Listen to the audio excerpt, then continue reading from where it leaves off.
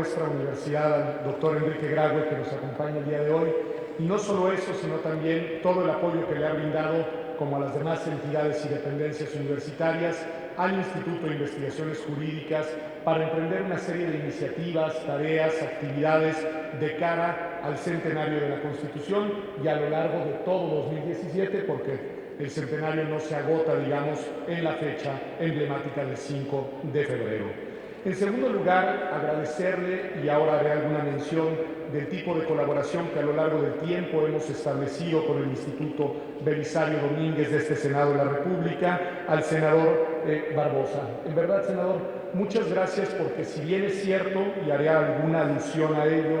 que esta obra fue concebida como un proyecto académico en un contexto específico de cara, digamos, a imaginar qué hacer para el centenario de la Constitución, también lo es que no hubiera sido posible sin su decidido apoyo. Desde el primer día, usted no estaba acá en el Belisario Domínguez, sino en esta etapa, estaba como presidente del Senado cuando platicamos de esta obra, y desde el primer momento me dijo: esa obra la vamos a hacer juntos. Las tareas y actividades que usted llevaba a cabo, pues con aquella digamos, responsabilidad en concreto, impidieron que se hiciera en lo inmediato, y yo le debo agradecer que usted recordó la iniciativa, y cuando asumió de nuevo la dirección del Belisario Domínguez, me buscó a través de Onel, el secretario técnico, y me dijo: no he olvidado la obra y la vamos a llevar a cabo. Así que en verdad le quiero agradecer que no la haya olvidado y que la haya hecho posible, porque el trabajo del Instituto Belisario Domínguez y la aportación del Instituto Belisario Domínguez ha hecho posible esta conexión que de otra manera no contaríamos con ella. A Gerardo Esquivel, porque no solamente, digamos, adoptó desde el punto de vista ya más práctico la realización de la obra, sino que en su calidad de investigador universitario, de destacado investigador universitario, pues se sumó a la misma como co-coordinador de ella. El resultado de esta obra, pues tiene, digamos, detrás de esta obra, y para lograr este resultado, hay un esfuerzo intelectual, un esfuerzo académico de conceptualización, de diseño metodológico, de intercambio de ideas, de convocatoria, que no hubiera sido posible sin la contribución, el compromiso, la dedicación de Gerardo Esquivel. De verdad, gracias, Gerardo. Y por supuesto a Francisco Ibarra Palafox, que en este caso no en su calidad de secretario académico, que lo es del Instituto de Investigaciones Jurídicas, sino en su calidad de investigador, de colega, también se sumó con entusiasmo a conceptualizar y a llevar a cabo, digamos, como proyecto académico la obra. A Raúl Márquez, lo tengo que decir, ya lo comentaba Gerardo Esquivel, y al Departamento de Publicaciones, a la Secretaría Técnica del Instituto de Investigaciones Jurídicas, porque logró sacar esta obra para 2 días antes del 5 de febrero, junto con otros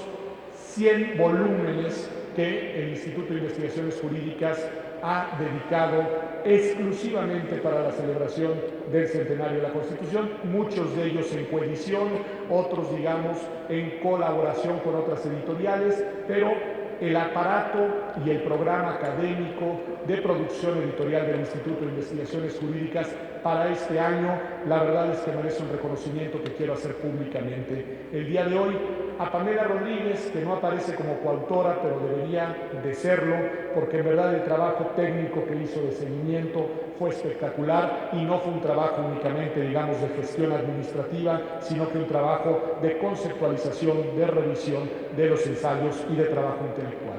Y por supuesto, no puedo no agradecer a las autoras y a los autores, muchos de ellos que nos acompañan aquí el día de hoy. En verdad, muchas gracias por haberse involucrado, por haberse subido a este proyecto, por haber dedicado tiempo, por haber arrastrado el lápiz y sobre todo por haber soportado la presión con la que los tuvimos, yo lo sé, veo caras que dicen sí, sí, es verdad, pues con los que nos estuvimos recordando que había un plazo, que el plazo era importante, que había que tener la obra en una fecha concreta y que tenía que ser una obra como lo es, una obra de mucha calidad. Lo que hay ahí no son 100 ensayos improvisados, lo que hay ahí no es el resultado, digamos, de un trabajo realizado en el contexto de tareas con descuido. No, lo que hay ahí son en verdad 100 textos muy bien calibrados, muy bien pensados, muy bien enfocados para celebrar la Constitución, pero sobre todo para pensar al constitucionalismo mexicano con 4 perspectivas, como ya se ha mencionado: y volveré a decir en unos minutos. Tiene razón el senador Barbosa, la obra originalmente fue imaginada, al menos en lo que a mí respecta, porque luego las ideas se piensan de manera simultánea en muchas sedes, y qué bueno que así sea, pero lo que a mí respecta fue en septiembre de 2014, cuando aspiraba en ese entonces a ser director del Instituto de Investigaciones Jurídicas y le presenté a la Junta de Gobierno de la Universidad mi plan de trabajo. Y en ese plan de trabajo, lo leo muy breve, decía lo siguiente, el Instituto de Investigaciones Jurídicas desde hace décadas edita y coedita obras de gran relevancia para los estudios jurídicos en México y el mundo. Por lo mismo, además de las publicaciones que serán impulsadas en el contexto del proyecto 100 años de la Constitución Política de los Estados Unidos Mexicanos y como parte complementaria de la misma, propongo encargar al área de Derecho Constitucional del Instituto, en ese momento lo había pensado así, la edición de una obra de 100 ensayos para conmemorar a la Constitución Mexicana de 1917. La idea será reunir 100 ensayos, algunos inéditos y otros históricos, que son los menos, pero no podía dejar de estar la voz de Jorge Carpizo, no podía dejar de estar la voz de Emilio Rabasa, y ahí hay obras, textos de ellos que tienen una enorme actualidad y que recuperamos para esta colección. Entonces decía, algunos inéditos y otros históricos sobre la Constitución, buscando, en la medida de lo posible, reunir las voces de 100 especialistas que a lo largo del siglo transcurrido, desde 1917, hayan analizado el texto constitucional con una visión crítica. Bueno, pues lo logramos y aquí está la obra y yo en verdad lo agradezco y lo celebro. Muchas gracias. Decía ya que la misma forma parte de una serie de actividades, y no me voy a extender mucho, de, digamos, colaboración con el Instituto Belisario Domínguez de distinta naturaleza y en distintos momentos. Y sí lo quiero subrayar, porque creo que son el tipo de interacciones entre la universidad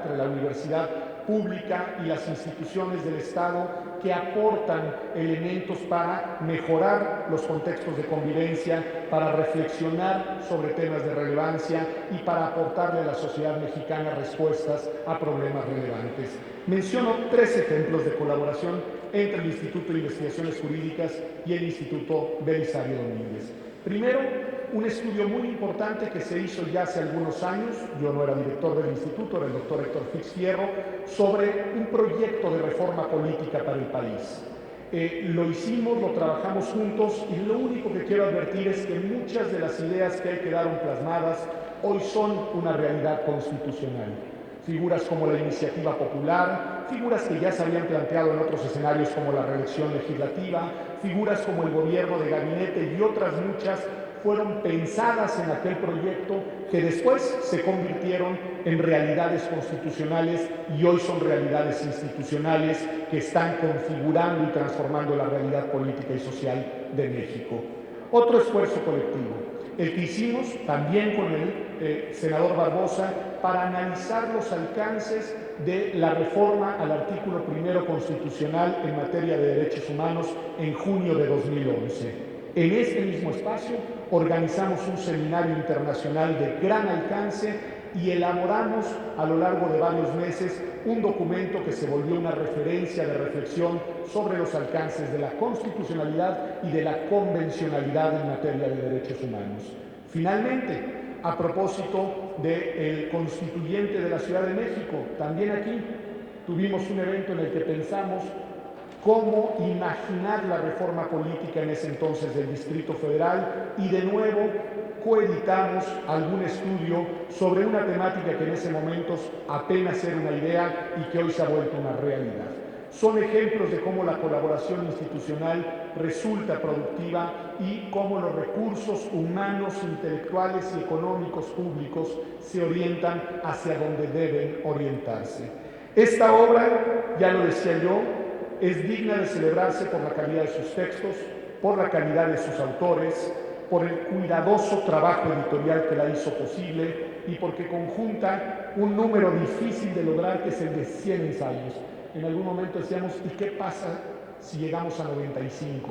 Y ahí logramos 100 ensayos y además quiero decir, que a nadie se le dejó de publicar, entonces llegamos justos y tampoco llegamos sobrados. Así que eso también créanme que tuvo su mérito. Y ya lo decía Gerardo Esquivel, y con esto concluyo. Y Andrea Pozas, por supuesto, también. Hay 4 enfoques acá.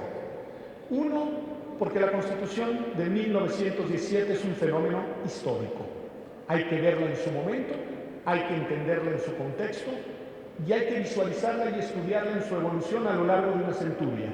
Y por eso hay un volumen dedicado a los estudios históricos a propósito de la Constitución de 1917.